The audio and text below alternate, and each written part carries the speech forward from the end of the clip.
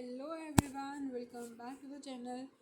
आज हम करेंगे इलेक्ट्रोस्टैट्स। हम इस वीडियो में पूरा कंप्लीट नहीं करने वाले, पूरा का पूरा चैप्टर, बिकॉज चैप्टर बहुत बड़ा है एंड उसके डिफरेंट डिफरेंट टॉपिक्स है। एंड हम हर रिकॉर्डिंग के अंदर ट्राई करते हैं कि हम मैक्सिमम टू मैक्सिमम क्वेश्चंस जो है कवर अप कर पाए। जैसे अब ये चार्ज पढ़ेंगे, ठीक है। एंड इसके अंदर जितने हमारे पास क्वेश्चंस अवेलेबल होंगे, हम ट्राई करेंगे कि वो हम क्वेश्चंस सारे के सारे करें।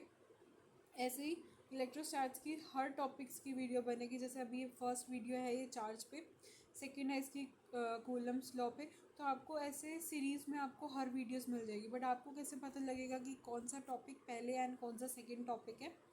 एक तो आपको वीडियो में बता दिया जाएगा, एंड सेकेंडली जब उसका वीडियो का नेम होगा या उसकी थंबनेल पे आप देख लेना, उस पर लिखा होगा कि ये पार्ट 1 है, पार्ट 2 है, पार्ट 3 है। हम ऐसे करके उसके अंदर लिख देंगे, या फिर लेक्चर के अकॉर्डिंग लिख देंगे, लेक्चर 1 2 3। तो आप उस अकॉर्डिंग भी देख लेना कि कौन सी फर्स्ट है, सेकंड है या थर्ड है, ठीक है। एंड अब हम इसमें चार्ज करने वाले हैं। सो लेट्स बिगिन। जिन बच्चों को नहीं पता, मैं बता देती हूँ कि हमने अपने चैनल पे 11th-12th के स्टडी मटेरियल जो है प्रोवाइड करना स्टार्ट कर दिया है। Study material in the sense कि सारी वीडियोस मीन्स आपको हर टॉपिक्स की वीडियो मिल जाएगी। जैसे अभी हमने मैथ्स की काफ़ी वीडियोस, लिमिट्स पे, लॉगरिथम, फंक्शन, इन सभी टॉपिक्स पे वीडियो कवर अप किए हैं। एंड आने वाले टाइम में बस हम और भी सारे टॉपिक्स पे वीडियोस बनाते रहेंगे। तो आप वीडियोस सारी ज़रूर देखना, बिकॉज इम्पॉर्टेंट है, डिटेल में है। एंड हमने जेई प्रेप के लिए, बोर्ड प्रेप के लिए बहुत मेहनत से हर वीडियोस जो है बना रखी है। So please like and subscribe ज़रूर कर देना। So let's begin with, it is a branch of physics in which we study about charge at rest. So electrostatics का मतलब क्या होता है? ये ब्रांच है फिज़िक्स का जिसमें हम चार्ज के बारे में पढ़ते हैं जो रेस्ट पे होता है। अब क्या होता है ना, कई बच्चे थोड़ी सी जो वीडियोस को है ना आगे कर देते हैं। जैसे अगर कोई भी चल रहा है, लाइक उसे 10 सेकेंड्स आगे या 20 सेकेंड्स आगे कर देते हैं। बट एक स्टार्टिंग में एक इन्फॉर्मेशन दे दी जाती है कि कौन सी वीडियो कब आने वाली है, कैसे वे में आने वाली है। तो इसलिए स्टार्टिंग में थोड़ा सा हम हर वीडियो के अंदर बताना पड़ता है कि ये किस अकॉर्डिंग वीडियो आ रही है। जैसे अभी इलेक्ट्रोस्टैट्स के हमने बारे में बताया। चलो देखते हैं अब इसे। तो यहाँ पे इलेक्ट्रोस्टैट्स क्या होता है? फिज़िक्स की ऐसी ब्रांच है जिसे हम पढ़ते हैं चार्ज जब रेस्ट पे होता है। इलेक्ट्रोस्टैट का स्टैटिस्टिक्स का मतलब क्या होता है? जब कोई भी चीज़ किस पे हो? रेस्ट पे हो, ठीक है। अब देखो चार्ज होता क्या है? चार्ज एक ऐसी प्रॉपर्टी है मैटर की जो हमें इलेक्ट्रोमैग्नेटिक इफेक्ट्स दिखाती है। इलेक्ट्रोमैग्नेटिक इफेक्ट्स का क्या मतलब होता है? यानी इलेक्ट्रिकल भी और मैग्नेटिक इफेक्ट्स, दोनों ही इफेक्ट्स हमें दिखाती है, तो उसे हम चार्ज बोलते हैं, ठीक है। अब यहाँ पे जो बेंजामिन फ्रैंकलिन थे, उन्होंने हमें पॉजिटिव और नेगेटिव साइन दिखाए थे चार्जेस के, ठीक है। सो आप ये नेम वैसे रिवाइज कर लेना अगर मान लो कभी एमसीक्यू या कभी किसी फॉर्मेट में पूछ लिया जाए, ठीक है। चार्ज क्या है? एक स्केलर क्वांटिटी है, ठीक है। एंड फ्रैंकलिन, ये अभी हम बाद में पढ़ते हैं इसे। चार्ज एक स्केलर क्वांटिटी है, इसकी यूनिट कूलम्स है, ठीक है। सीजीएस यूनिट क्या है इसकी?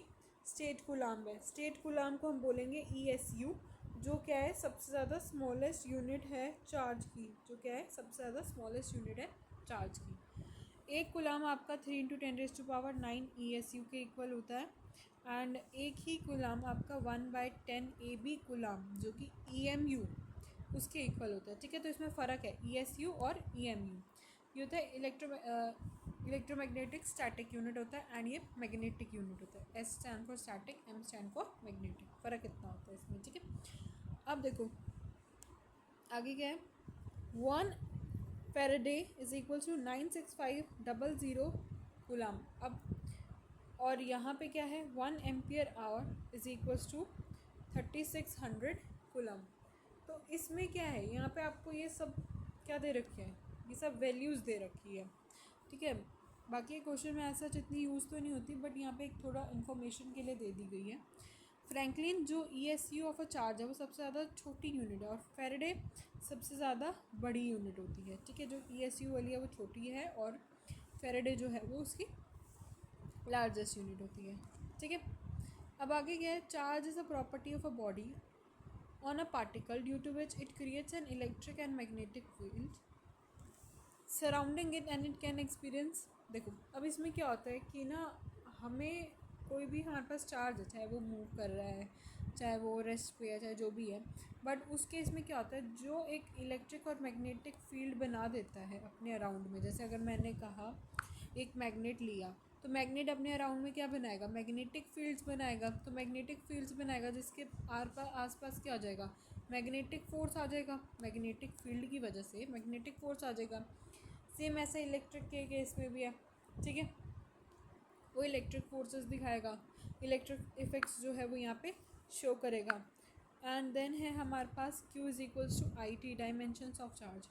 देखो हमने ये नाइन्थ में भी पढ़ा ही होएगा चार्ज के बारे में एंड ऑल दैट।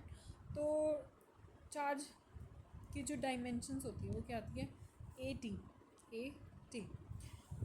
क्यू क्या होता है, यहाँ पे डिनोशन होता है चार्ज के लिए। आई क्या होता है, आई एम्पियर। टाइम आपका आप सेकंड में ले लो, नहीं तो आप टी ले लो, तो ये 80 बन जाता है क्यू। ये तो डायमेंशंस एंड यूनिट्स में हमने पढ़ाई था। ठीक है, आगे कि अगर मान लो कि कोई भी प्रोटॉन है, प्रोटॉन का मास ज़्यादा है इलेक्ट्रॉन से, तो वो पॉजिटिवली चार्ज होगा। ठीक है, तो वो क्या होएगा, वो मेटल, अगर किसी के पास पॉजिटिव चार्ज ज़्यादा आ गया तो उसका मास बढ़ जाएगा। अगर ऐसे ही मैंने ले लिया इलेक्ट्रॉन का मास ज़्यादा है प्रोटॉन से, नेगेटिवली चार्ज बॉडी है, तो उसका मास उतना ही गिर जाएगा।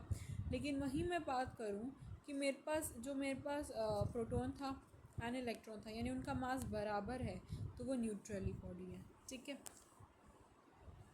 प्रॉपर्टीज़ ऑफ चार्ज, चार्ज की प्रॉपर्टीज़ किसने दी थी, डिफॉक ने। ठीक है, अब ये भी क्या है, ये भी स्केलर क्वांटिटी है। दो चार्जेस है, पॉजिटिव और नेगेटिव चार्जेस। हमने ऊपर भी पढ़ा था कि जो फ्रैंकलिन था उसने ही साइन को यहाँ पे दिए गए थे। ठीक है, ये पॉजिटिव और नेगेटिव। न्यूट्रल एटम में नेगेटिव और पॉजिटिव सिंबल सेम होते हैं, वही चीज़ मैंने अभी आपको एक्सप्लेन करी। पॉजिटिव होती है it is presence in body due two electron deficiency.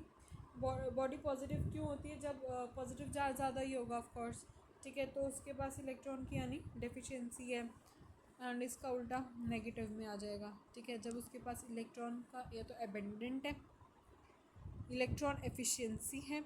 ठीक है, अब ये charge of proton, mass of proton, charge on electron and mass of electron. तो ये चारों ये आपको याद करने पड़ेंगे। इसमें इनकी वैल्यू सेम होती है 1.6 इंटू 10⁻⁻19 कूलम।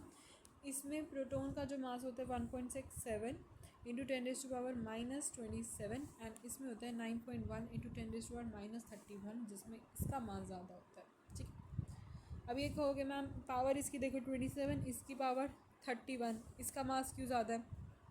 आगे साइन देखो क्या है, नेगेटिव का साइन है, तो नेगेटिव के साइन में जो जितना ज़ीरो के पास होता है वो चीज़ उतनी बड़ी होती है। ठीक है, तो mass is always associated with charge but charge is not always associated with mass. तो देखो ऐसा, अगर हमारे पास किसी बॉडी के पास क्या है, चार्ज भी है, मास है, तो अगर उसके पास मास है तो उसके पास चार्ज भी होगा।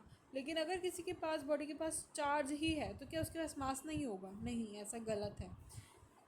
ठीक है, अब चार्ज क्या है, स्पीड इनवेरिएंट है।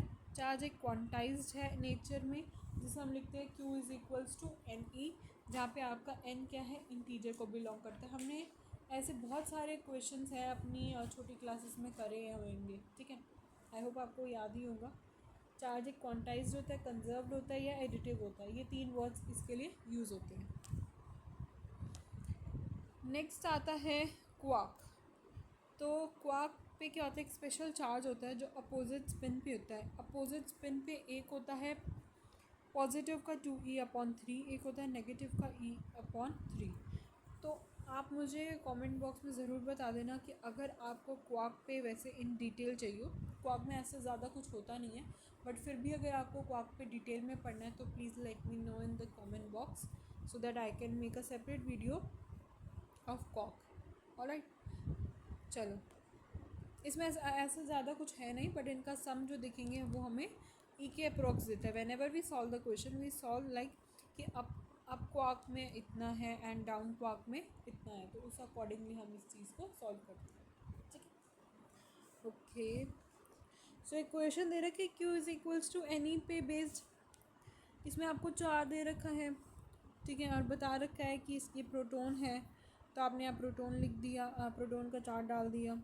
उसके बाद दे रखे कि इसके पास 15 कूलम्ब्स है, यानी क्यों आपका 15 है, नंबर ऑफ़ प्रोटॉन्स आपको निकालने हैं, तो यहाँ से आप एन की वैल्यू निकाल लोगे।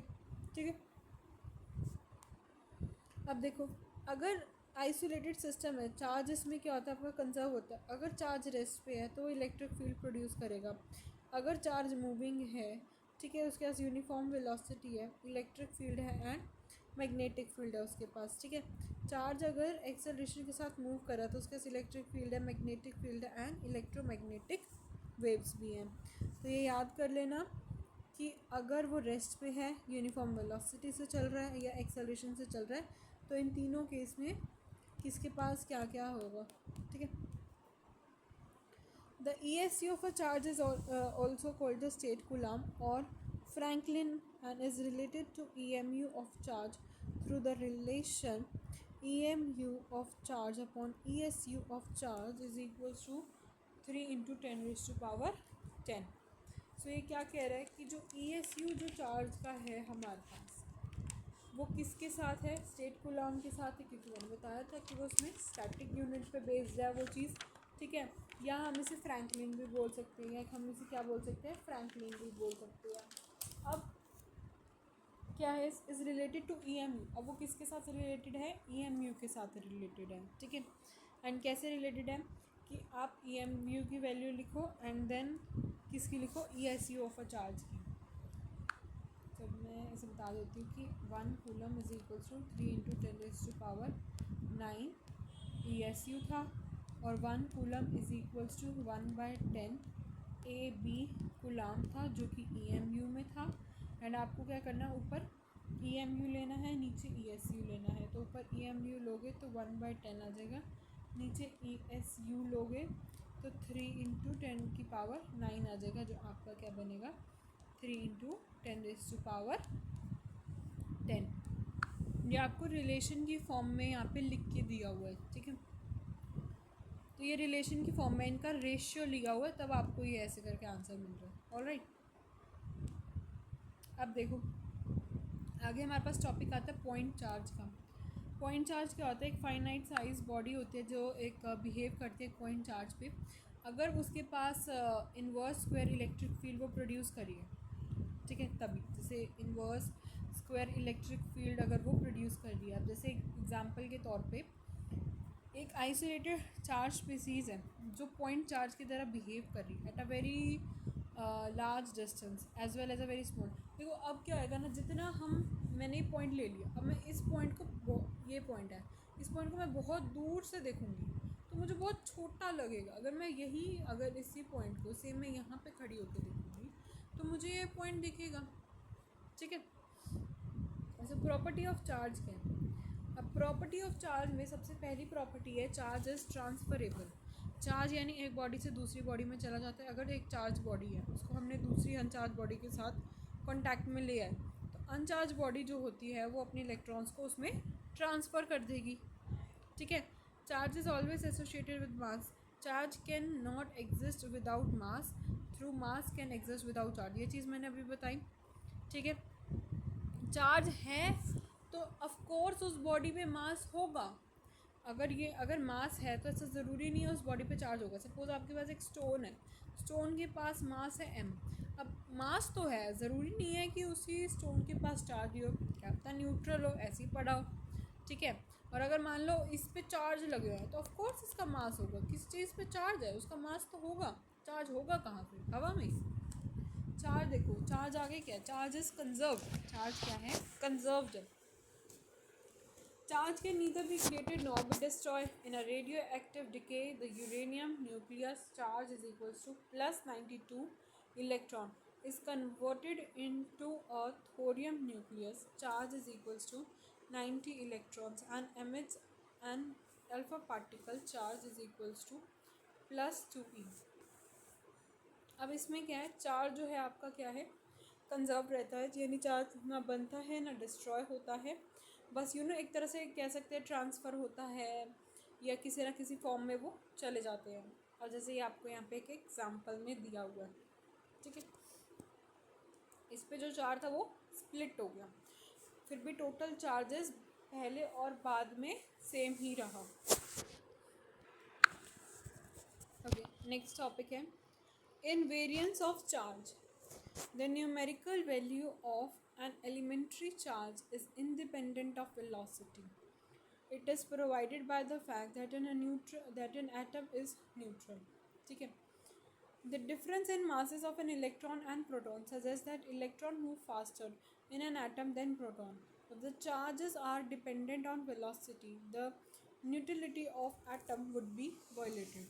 देखो क्या है इसमें कि जो न्यूमेरिकल वैल्यू है चार्जेस की वो इंडिपेंडेंट है वेलोसिटी के, वो वेलोसिटी के इंडिपेंडेंट है। अभी इस लाइन को हम बाद में समझेंगे, पहले आगे देखो।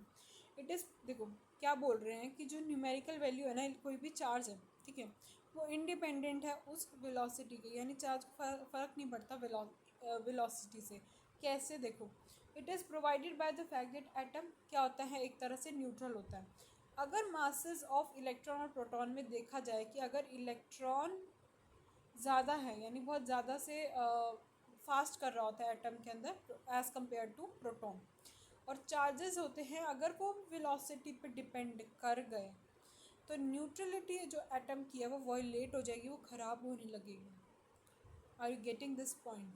वो वेलोसिटी के इंडिपेंडेंट होते हैं if you talk about numerical value. जैसे कि अगर हम सोचते हैं कि वो एटम एक न्यूट्रल फॉर्म में है, क्योंकि देखा जाए तो जो इलेक्ट्रॉन्स है ना वो क्या करते हैं, फास्टर मूव करते हैं एज़ कम्पेयर टू प्रोटॉन, क्योंकि प्रोटॉन तो बिल्कुल सेंटर में बाइंड होते हैं एंड इलेक्ट्रॉन्स तो रिवॉल्व करते हैं।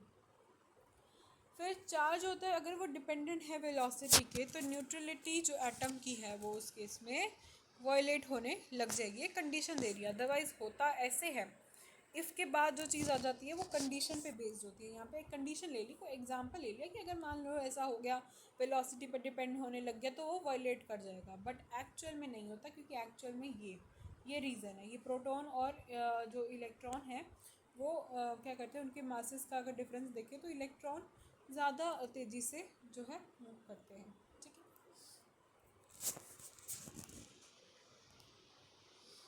Charges produce electric and magnetic field.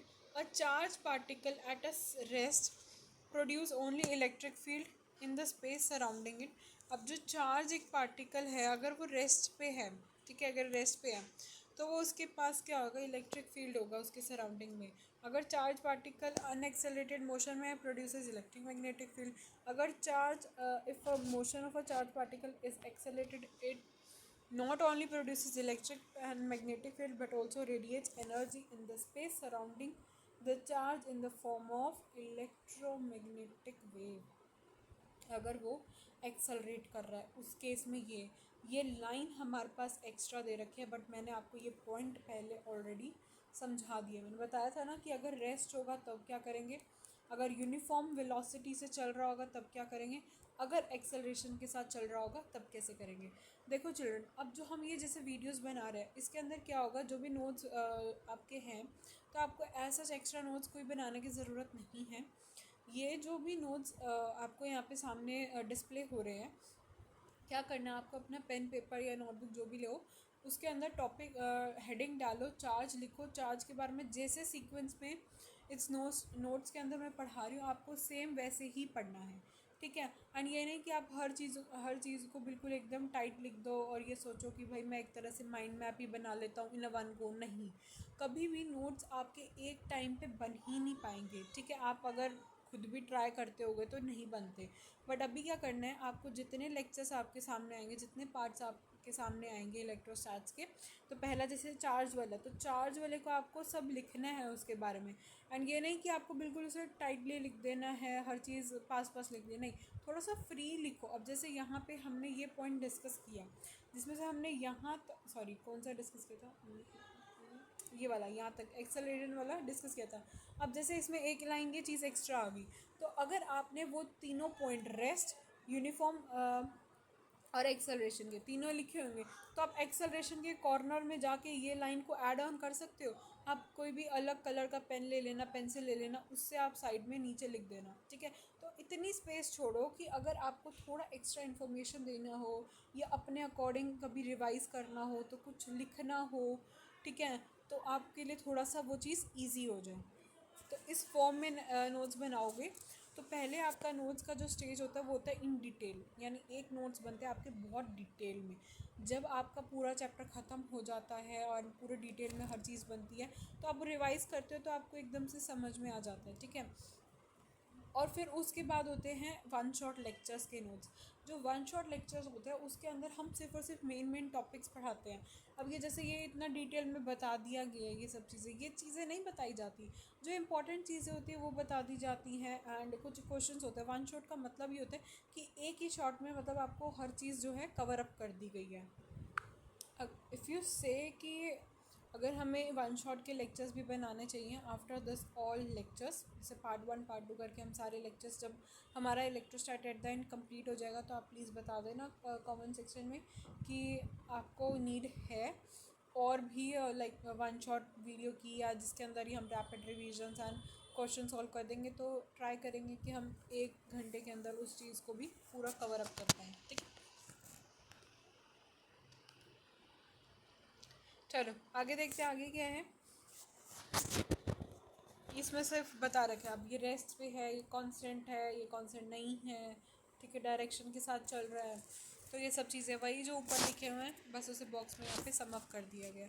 अब देखो, अब ये बॉक्स भी तो आप बना सकते हो ना, जहाँ पे आपने वो तीनों चीज़ें लिखी होंगी, आप उसके पास भी तो ये बॉक्स बना ही सकते हो।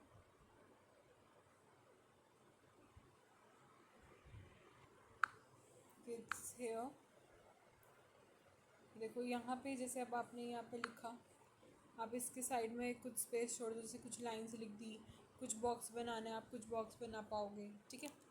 तो ऐसे करके थोड़ी थोड़ी स्पेस छोड़ दिया करो। अब देखो, charge resides on the surface of conductor.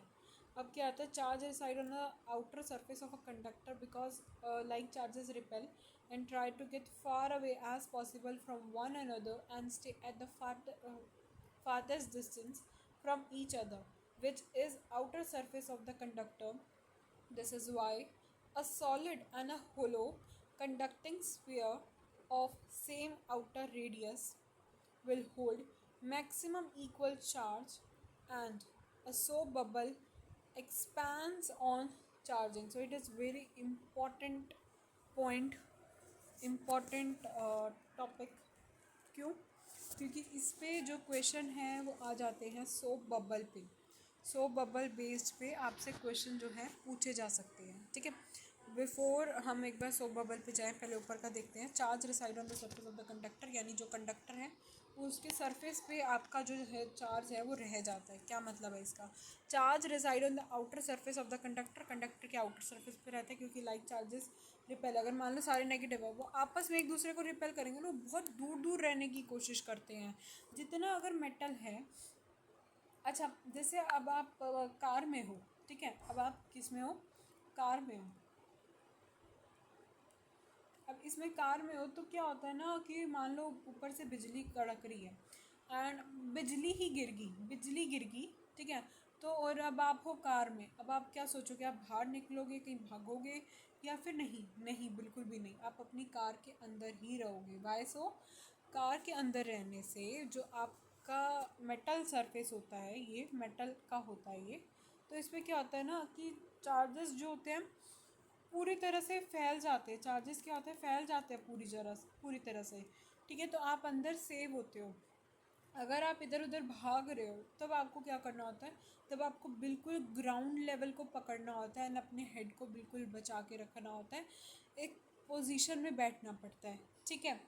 And इस केस में जब आप कार में हो तो आपको कार के अंदर ही रहना चाहिए, ठीक है। तो अभी ये कार वाला भी ना, हमें अंदर क्यों रहना चाहिए, और लॉजिकल हम बात करेंगे और बिल्कुल फिज़िक्स को ही इसके अंदर यूज़ करेंगे, तो बहुत आई थिंक बहुत लेक्चर्स के बाद वो चीज़ हमें देखने को मिलेगी। हम इस पर भी ज़रूर बात करेंगे। कार पे, ठीक है, but in upcoming videos. And अब आगे क्या है, and far as possible from one another, तो ये तो बता दिया एक दूसरे से वो बहुत दूर रहने लगेंगे। इसलिए कहते हैं जो सॉलिड या होलो कंडक्टिंग स्फीयर होता है सेम रेडियस के पास, उसके पास बहुत मैक्सिमम या फिर इक्वल चार्ज होता है। ये भी क्वेश्चन बन सकता है, इस पे भी क्वेश्चन बन सकता है। सो बबल एक्सपैंड्स ऑन चार्जिंग। सो मैं इस पॉइंट को एज एन होमवर्क दूंगी। आई वॉन्ट कि आप मतलब ये इस पॉइंट के बारे में बहुत डिटेल्ड में पढ़ के आओ एंड डिटेल में ही इस चीज़ को करो। हम पार्ट 2 के अंदर फॉर श्योर ये पॉइंट को बताएंगे एंड इसके बेस पे क्वेश्चंस भी बताऊंगी, कुछ डायग्राम भी है वो भी हम डिस्कस करेंगे, क्योंकि ये पॉइंट इम्पॉर्टेंट है, ये हमारे बोर्ड में पूछ लिए जाते हैं, ठीक है।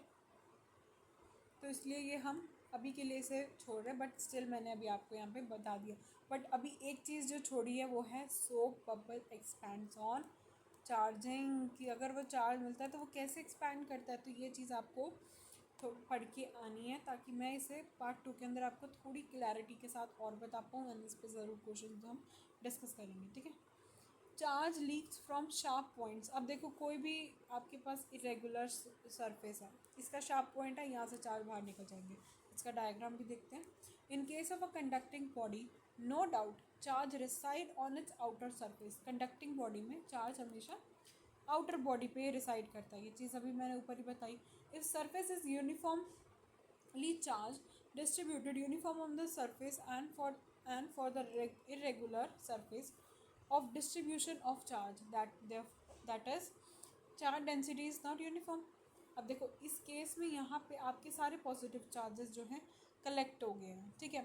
यहाँ पे रेडियस ऑफ कर्वेचर मिनिमम होगा एंड द वाइस वर्सा, ठीक है। दिस इज़ वाई यहाँ से चार्ज जो है इस पॉइंट से क्या हो जाते हैं, लीक हो जाते हैं। तो जो चार्ज डेंसिटी होती है वो इन्वर्सली प्रोपोर्शनल होती है उसके रेडियस पे, रेडियस ऑफ कर्वेचर पे, ठीक है। तो ये बता दिए ये वाला भी पॉइंट, ये भी इम्पॉर्टेंट है, इसे भी याद रखना ज़रूर। आगे है क्वांटाइजेशन ऑफ चार्ज। इसमें क्या होता है, जब भी एक फ़िज़िकल क्वांटिटी होती है उसके पास क्या होती है, एक डिस्क्रीट वैल्यू होती है, ठीक है। रादर देन कोई भी वैल्यू होने से डिस्क्रीट वैल्यू होती है, तब हम उसे क्वांटाइज बोलते हैं। यानी वो क्या होता है, एक इंटीजर्स में जाती हैं वो चीज़ें, क्या जाती है, इंटीजर्स में, ठीक है। ना वो फ्रैक्शन में होती, ना वो डेसिमल में होती, ना वो कोई पावर इन नेगेटिव फॉर्म में जाती। The smallest charge that can exist in nature is the charge of the electron. यानी सबसे छोटा चार्ज जो एग्जिस्ट होता है नेचर में वो क्या है, charge of an electron. If the charge of an electron is equals to 1.6 × 10⁻⁻19 coulomb is taken as an elementary unit, that is the quanta of a charge of the charge on any body। Multiple integral होते हैं ये सब, 1 2 3 4, मतलब आप कह सकते हो natural numbers होते हैं, नेचुरल नंबर्स को वो बिलोंग करते हैं, ठीक है। रिसेंटली अभी देखो ये जो टॉपिक है ना ये क्वार्क बेस्ड पे है, किस पे है, क्वार्क पे है। Recently, it has been discovered that elementary particles such as protons or neutrons are composed of a quark having charge ±1/3e and ±2/3e. However, as quarks do not exist in free state, the quanta of charge is still e। Free state में नहीं होते, proton और neutron के अंदर पाए जाते हैं और भी अंदर, ठीक है। एंड जो क्वार्क होता है वो फ्री स्टेट में नहीं होते, जो उनकी वैल्यू फिर भी क्या होती है, ई होती है। Quantization of a charge implies that there is a maximum permissible magnitude of charge. यानी मैक्सिमम परमिसिबल मैग्नीट्यूड होता है चार्ज का क्वांटाइजेशन ऑफ चार्ज में, यानी इसी टॉपिक के अंदर हम बात कर रहे हैं, ठीक है। वो तो जब आप इसे न्यूमेरिकली सॉल्व करते हो ना तो आप खुद ही देखते होगे, Q is equals to N E based पे, अभी हमने किया भी था। Even comparison of a charge and mass. We are familiar with role of a mass in gravitation and we have just studied about some features of electric charge we compare to एस्ट्रॉन। देखो charge और मास के बीच में देखते हैं क्या comparison होता है। Electric charge positive negative zero हो सकता है, पॉजिटिव ही होना चाहिए मास को। Does not depends upon velocity, velocity पे डिपेंड कर जाता है। और ये हमने, अगर आपने मेरी पुरानी वीडियोस देखी होगी स्केलर एंड वेक्टर की, तो हमने इस टॉपिक को स्केलर एंड वेक्टर में डिस्कस किया था, ठीक है।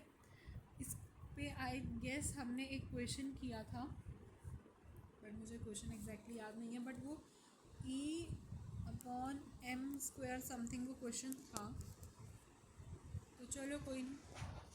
मास of a body increases with the velocity. देखो क्या है, ये चीज़ बढ़ेगी, mass of a body increases with velocity, mass बढ़ेगा वेलोसिटी बढ़ेगी। तो where C is the velocity of a light in a vacuum, C velocity of light a vacuum में, M is the mass of a body moving with the velocity V, and M naught is the rest of the mass of the body. मतलब ये यहाँ पे अभी आपको एक values ही दे रखी है।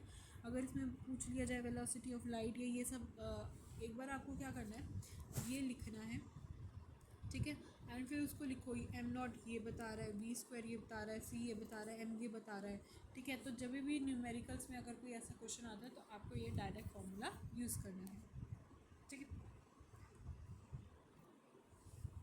अर्लियर आई थॉट कि मैं इलेक्ट्रोस्टैट्स को एक्सप्लेन करने के लिए स्केलर एंड वेक्टर्स की दोबारा वन शॉट वीडियो बनाती हूँ, but you guys let me know कि if you want a video on scalar and vector, तो मैं स्केलर एंड वेक्टर में भी एक ही वीडियो बनाऊँगी एंड ट्राई करूँगी उस एक ही वीडियो के अंदर हम स्केलर वेक्टर पूरा कंप्लीट कर पाए, कवर अप कर पाए जो भी उसमें चीज़ें होंगी, ठीक है, ताकि आपको इलेक्ट्रोस्टैट्स करने में ईजी हो। अगर आप चाहते हो तो please let me know, I am ready to make videos, alright, ठीक है। चलो, चार्ज इसमें क्वांटाइज होता है, quantize of mass is yet to be establish. इसमें येट टू बी एस्टैब्लिश है, मतलब अभी भी एस्टैब्लिश होना रहता है, ठीक है। Electric charge is always conserved, electric charge हमेशा कंजर्व रहता है। Mass is not conserve as it can be change into energy, क्योंकि वो एनर्जी में भी चेंज हो सकता है, and vice versa. Force between charges can be attractive और रिपल्सिव। ग्रेविटेशन में तो हमेशा क्या होता है, I think attractive. Force between charges can be attractive और रिपल्सिव। अट्रैक्टिव भी हो सकता है, रिपल्सिव भी हो सकता है। अट्रैक्टिव तब होएगा जब आपके पास अपोजिट चार्जेस होंगे, रिपल्सिव तब होएगा जब आपके पास सेम चार्जेस होंगे, ठीक है।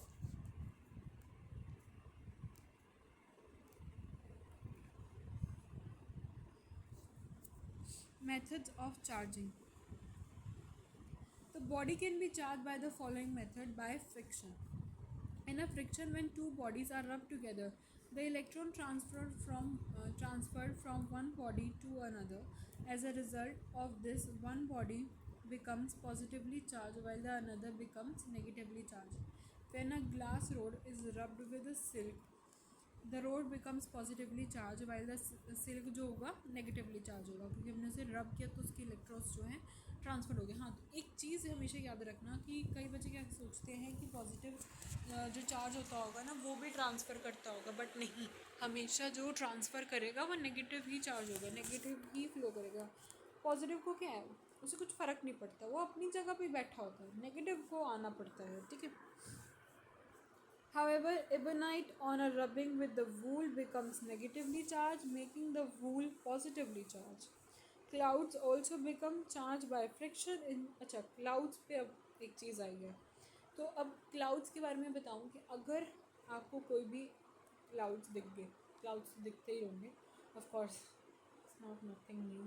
अगर मान लो आप नीचे खड़े हो और आपके क्या हो रहा है, let's draw it, क्लाउड्स हैं, ठीक है।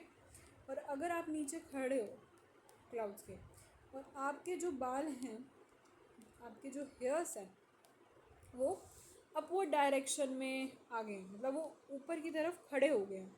व्हाट डज दैट मीन्स कि आपको वहाँ से या तो रश करना होगा या तो आपको बचाना पड़ेगा, आपको बिल्कुल ग्राउंड लेवल पे चले जाना होगा। क्यों? क्योंकि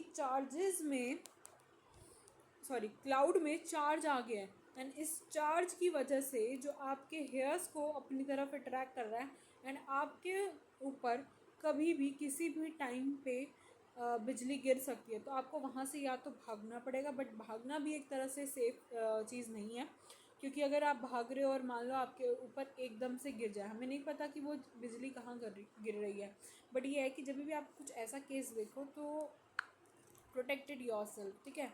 तो ये सब चीज़ें जो हम डेली लाइफ में देखते हैं ना, ये चीज़ें हमें फ़िज़िक्स ही समझाती है। तो फ़िज़िक्स, अब हमसे कहीं पूछते हैं फ़िज़िक्स का कहाँ रोल है, फ़िज़िक्स का यहाँ रोल है।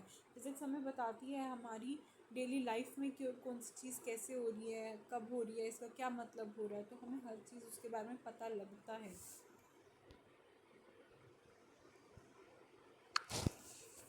ओके, नेक्स्ट है हमारे पास in charging by friction in accordance with conservation of charge both positive and negative charge in equal amount appear simultaneously due to transfer of electron from one body to another, ठीक है।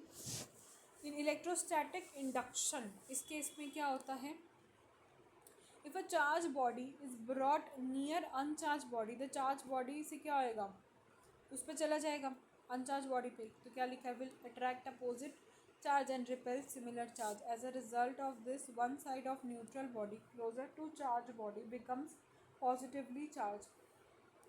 As a result क्या होगा, एक side तो आपका क्या हो जाएगा, one side of a neutral body, जो भी न्यूट्रल बॉडी होगी चार्ज बॉडी की, जो ये आपके पास एक चार्ज बॉडी होगी, एक आपके पास न्यूट्रल बॉडी होगी। अब आप इसको कांटेक्ट में लेके आओगे, इसमें रीडिस्ट्रीब्यूशन हो जाएगा, यानी नेगेटिव इधर आ जाएगा, पॉजिटिव इधर आएगा, अगर आप पॉजिटिव चार्ज बॉडी को इसके पास लेके आ रहे हो, ठीक है, ठीक है, and becomes positively charge while the other is similarly charge, the process is called electrostatic induction. तो इसमें रीडिस्ट्रीब्यूशन ऑफ चार्ज हो जाता है, बिना टच किए दूर रह के ही चला जाता है, और ये जो पॉजिटिव चार्ज होता है फिर ये आपका ये नीचे चला जाता है, ठीक है। फिर जब ये पॉजिटिव चार्ज आपका नीचे चला जा रहा है अर्थिंग में, तो ये जो चार्जेस होते हैं ये पूरे उस पर फैल जाता है, पूरे सरफेस पे फैल जाता है, this is known as by electrostatic induction. अगर आपसे पूछ लिया जाए बोर्ड में बेसिकली, तो आप उसका ये डायग्राम भी बनाना ना, एंड उसके बारे में कुछ पॉइंट्स भी लिखाना। अब हम यहाँ पे कुछ जेई बेस्ड बात करेंगे, क्या है, इंडक्टिंग बॉडी नीदर गेन और लूसेज चार्जेस। इंडक्टिंग बॉडी ना ही तो चार्ज गेन करती है ना ही लूज करती है, सिर्फ और सिर्फ क्या होता है, रीडिस्ट्रीब्यूशन होता है चार्ज का। Important line, you can write it down.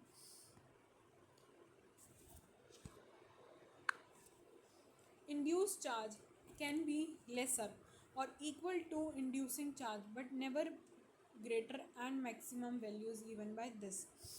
देखो क्या होता है, जो इंड्यूस चार्ज होता है वो ना ही कम होता है ना ही इक्वल होता है इंड्यूसिंग चार्ज के, but never greater and its maximum value, ना ही वो लाइक बड़ा होता है, उसकी जो मैक्सिमम वैल्यू होती है वही होती है। देखो ये चीज़ यही हमने यहाँ पे ऐसे करके आपको लिख दिया, जो इंड्यूस चार्ज होता है वो इंड्यूसिंग चार्ज के छोटा होता है या उसके इक्वल होता है, और जो इंड्यूसिंग चार्ज होता है वो मैक्सिमम उसकी वैल्यू ये होती है। जहाँ पे जो क्यू होता है वो आपका होता है इंड्यूसिंग चार्ज, और जो इसमें के होता है वो होता है डाइलेक्ट्रिक कांस्टेंट, कोई भी मटेरियल का जो भी अनचार्ज बॉडी है, अनचार्ज बॉडी पे जो डाइलेक्ट्रिक कांस्टेंट होता है वो आपका के से डिनोट करते हैं। डाइलेक्ट्रिक कांस्टेंट होता है हर मीडियम का अलग होता है, एंड वो यहाँ पे बता दिया गया है कि अगर आप वैक्यूम या एयर ले रहे हो तो उसका जो डाइलेक्ट्रिक कांस्टेंट है वो 1 आएगा, वाटर का 80, माइका का 6, ग्लास का 5 से 10 के बीच में होता है, मेटल का इन्फिनिटी होता है। तो एक परफेक्ट केस होता है इस क्वेश्चन के लिए, ठीक है। न्यू चार्ज ऑन, ये चार्ज होता है जो भी सेकेंड ऑब्जेक्ट के ऊपर आता है, ठीक है। वैक्यूम जो क्या होता है ना, वो इंड्यूस तो नहीं कर पाता, बट एक स्टेबल चार्ज आ जाता है एयर की वजह से, stable charge in thin air, मतलब वो एयर की वजह से उस पर आ जाता है। Finite number which means an insulator will always have less induce charge have a metal would in the same situation. ये लिखी हुई है लाइन इस पे, dielectric constant of an insulator, वो इंसुलेटर क्यों इन्फिनिटी क्यों नहीं हो सकता, मेटल अच्छा, एक और क्वेश्चन आपके होमवर्क के लिए कि मेटल का जो डाइलेक्ट्रिक कांस्टेंट होता है ना चिल्ड्रन, वो क्या होता है, इन्फिनिटी पे एक परफेक्ट केस बनता है, but if you talk about insulator, उनका डाइलेक्ट्रिक कांस्टेंट इन्फिनिटी क्यों नहीं हो सकता, जैसे वुड या प्लास्टिक की बात करें, रीज़न ये दे रखा है, but you need to write it down in a proper explanation, ठीक है। एंड आपको इसके बारे में भी हम पार्ट 2 में ही बताएंगे। तो ये जो जो होमवर्क क्वेश्चन दे रखे हैं, भले ही आपको इसका सॉल्यूशन या आपके सामने एक्सप्लेनेशन हो, बट आपको इन योर ओन लैंग्वेज आपको इन सभी चीज़ों को लिखना होगा। एंड जो भी होमवर्क क्वेश्चन बता रही हूँ वो पार्ट 2 में हम डेफिनेटली बिफोर स्टार्टिंग कूलम्स लो हम वो चीज़ डिस्कस करेंगे, ठीक है। अभी तो हम इस पार्ट में सिर्फ और सिर्फ अपना चार्ज के बारे में पढ़ने वाले हैं। Okay, this one, for a metals in electrostatics A is equals to infinity and so on. So क्या होगा, जो K डैश है वो किसके इक्वल होगा, माइनस क्यू के। In metal induce charge is equal an opposite to inducing charge. जो metal, अगर हम मेटल्स की बात करते हैं वो इन्फिनिटी के केस पे है, वो क्या है, इन्फिनिटी के केस पे है। तो इन्फिनिटी के केस पे 1/इन्फिनिटी ज़ीरो हो जाएगा। आपने लिमिट में पढ़ा 1/इन्फिनिटी क्या होता है, ज़ीरो हो जाता है। तो आपका यहाँ पे क्या होगा, जो के डैश है वो किसके इक्वल हो गया, माइनस, क्योंकि वही चीज़ें यहाँ पे लिखी हुई है। मेटल्स के अंदर इंड्यूस चार्ज किसके इक्वल होता है, opposite to the inducing charge. मतलब इसका क्या मतलब है, इसका मतलब है it is same in magnitude but opposite in charge, ठीक है। तो ये के की वैल्यू जो भी है ना, चलो ये चीज़ आपको यहाँ पे पुट करके देखनी है।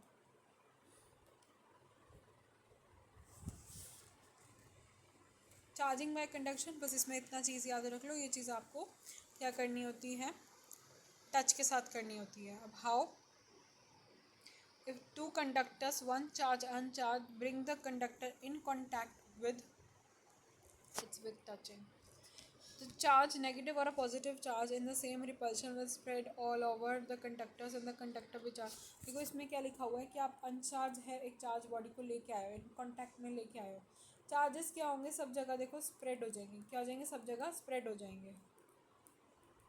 अब दोनों ही पॉजिटिव चार्ज बन के, आप अगर नेगेटिव लेके आओगे तो ये भी नेगेटिव, ये भी नेगेटिव, ये भी नेगेटिव, ये भी नेगेटिव, यानी वो दोनों ही नेगेटिवली चार्ज हो जाएंगे, ठीक है। जैसे इसका बेस्ट एग्जांपल है, आपने अपने बचपन में भी किया होगा, जैसे कोम है, कोम को हम क्या करेंगे, हेयर में रब करेंगे, चार्जेस गेन कर लेगा वहाँ से। अब क्या होगा, आप उसे पेपर्स पे, हम छोटे छोटे हमने पेपर स्ट्रिप्स जो है यहाँ पे काट के रखे हुए हैं, हम उसके ऊपर रखेंगे, वहाँ पे आप अट्रैक्शन देखने को मिलेगा। तो इससे क्या होगा, यहाँ पे आप जो इसमें चार्जेस का है ना वो ट्रांसफ़र हो रहा है एक बॉडी से दूसरी बॉडी में, बट यहाँ पे कॉन्टैक्ट का यूज़ हो रहा है, तो ये कंडक्शन का ही एक एग्जांपल है। बट इसमें चार्जेस अनचार्ज भी हो सकते हैं, सॉरी स्ट्रिप्स चार्ज भी हो सकती है, अनचार्ज भी हो सकती है। सपोज उस पर पॉजिटिवली चार्ज है और आपके जो कॉम पे आया नेगेटिवली चार्ज हो, तो वहाँ से वो चीज़ क्या होगी, फ्लो कर पाएगी, ठीक है। ऑल्सो जो ये नोट में लिखा हुआ है is a very very very important point. Truck base पे भी इतने क्वेश्चंस आते हैं एंड आपके बोर्ड में भी आ सकते हैं, आपके जेई में भी क्वेश्चन आ सकते हैं।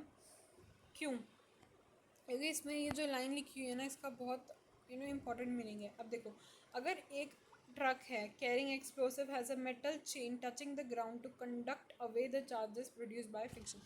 अब गैस ट्रक है, ट्रक में एक्सप्लोसिव मटेरियल जा रहा है, एक ट्रक में एक्सप्लोसिव मटेरियल जा रहा है, एक ट्रक में जा रहा है आपका नॉर्मल कुछ भी मटेरियल जा रहा है, ठीक है।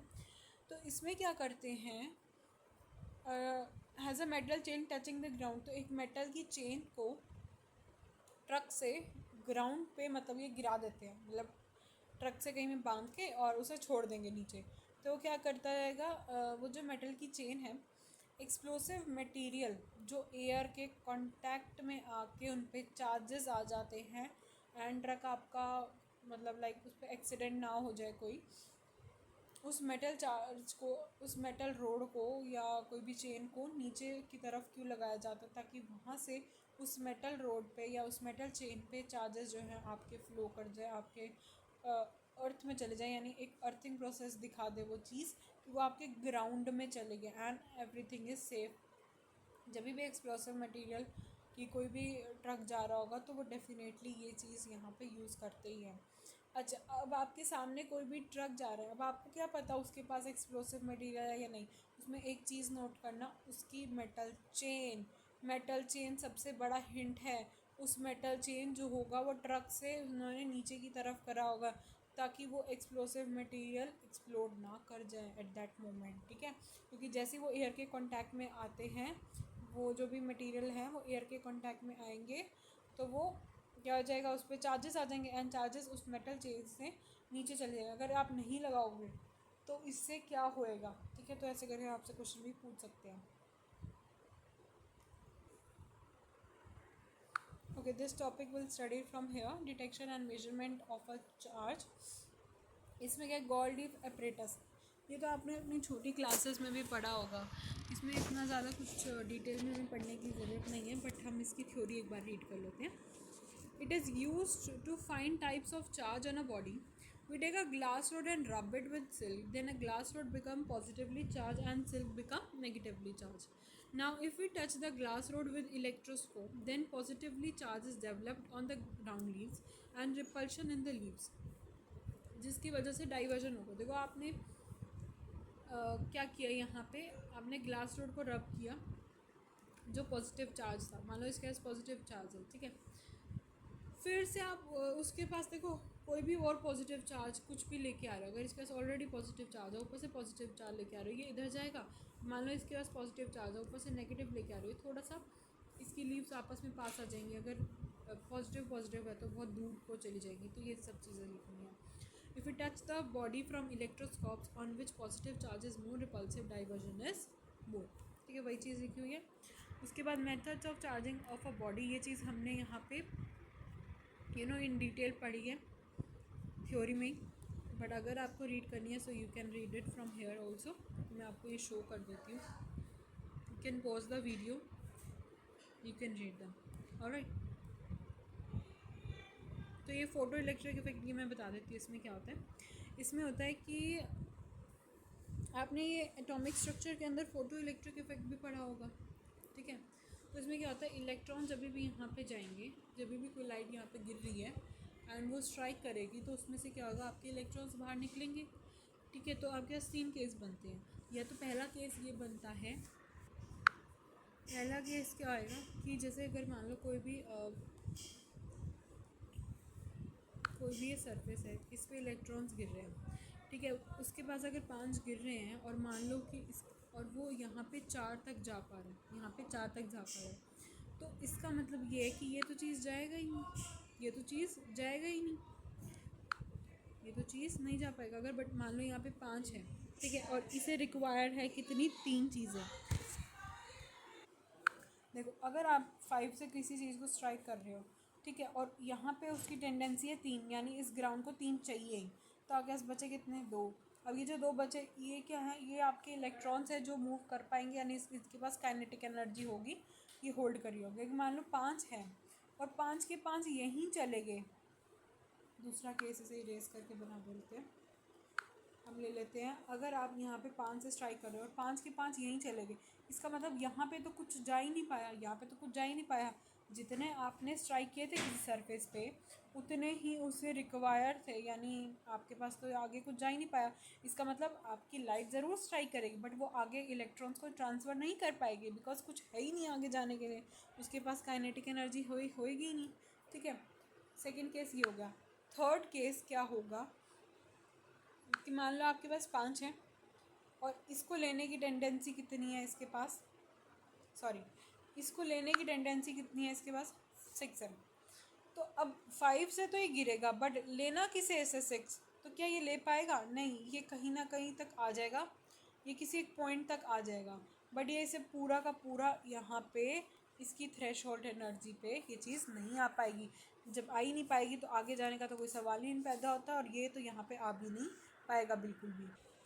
अब इसकी थ्योरी आपके सामने, if you want to read you can read, ठीक है। एंड ये थोड़ा सा कहीं ना कहीं आप इसे लिंक कर पाओगे उस ट्रक के केस से, alright.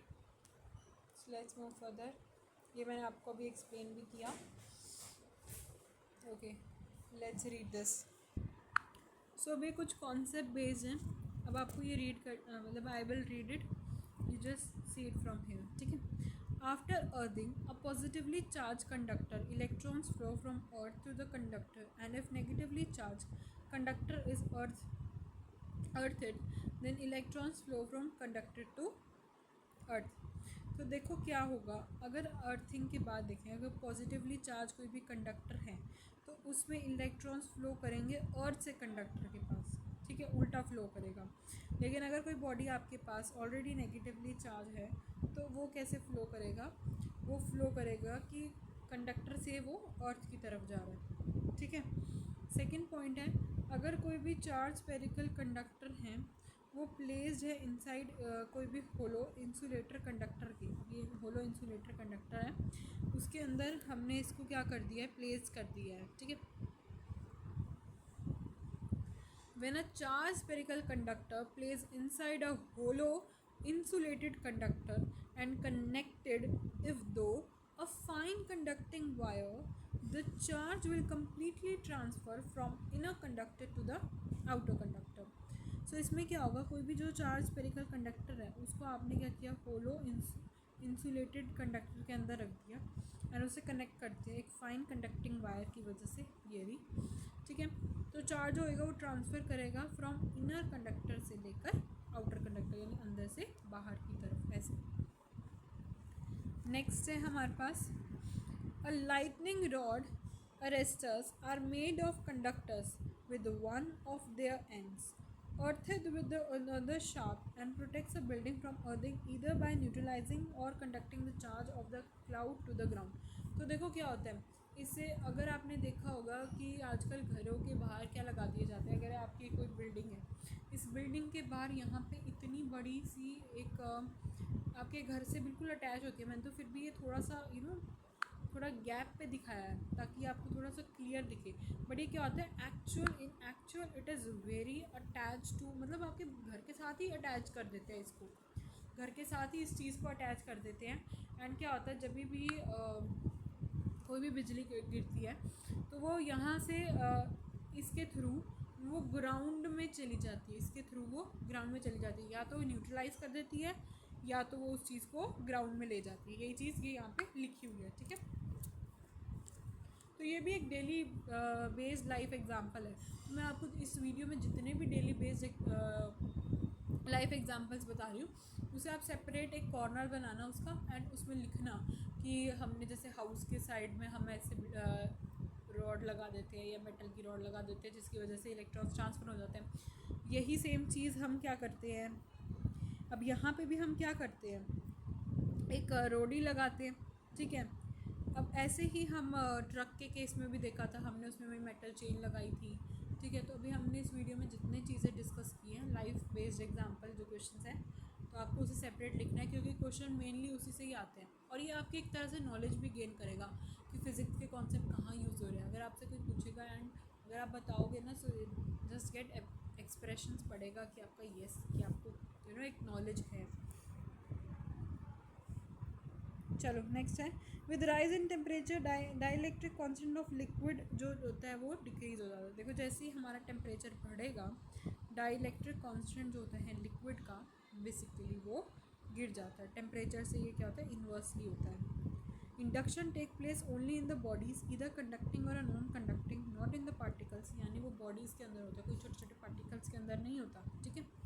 If X-rays are incident on a charged electroscope due to ionization of air by X-rays, the electroscopes will get discharged and hence its leaves